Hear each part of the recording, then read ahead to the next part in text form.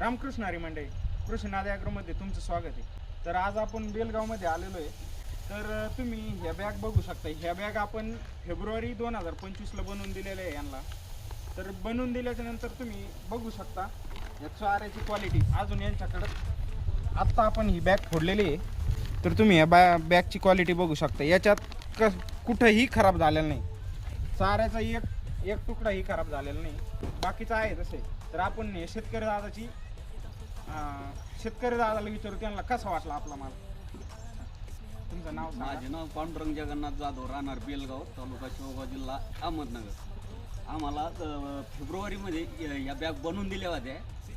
तर ती एकदम भारी, म्हणजे जशाच तसा चारा निघतोय. अजून 1 वर्ष होत आलंय पूर्णतः, पण त्याच्या चाऱ्याचा म्हणजे असा वास येत नाही किंवा कुजला नाही. जशाच तसाच अजून पण बॅग निघते. तर तुम्ही बघू शकता आपल्या चाऱ्याची अशी क्वालिटी आहे.